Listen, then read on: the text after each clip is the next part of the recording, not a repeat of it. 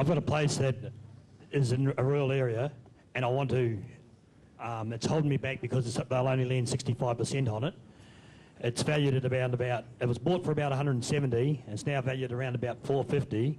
There's probably 308 owing on it. Just wondering what would be the best strategy to move this. Give me a bit of cash so I can carry on with investments, and probably even happy to leave a bit of money in there vendor finance-wise. Look, there are times when I sell properties and I sell them in an inefficient way. Why? Because I can get the cash out, and because the things that I know that I can do with the cash right then and there will make a massive amount of profit. As you guys go down this road, there'll be times when you'll say, do you know what, I'll sell this property out here and drop 20,000 on it, because with these strategies I've just learned, that $100,000 worth of cash, I can do that, and make $500,000 over here, in which case it makes sense to drop 10,000. Is this a property you already own? Okay, so here's the thing.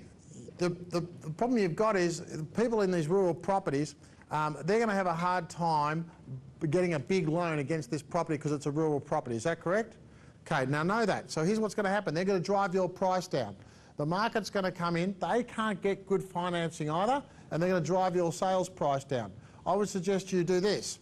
I would suggest that you put the price up to where you really think it should be, the price right up there, and you say to them, do you know what? You get whatever financing you can, 65, 75, 80%, whatever it is, and you pay me the rest later.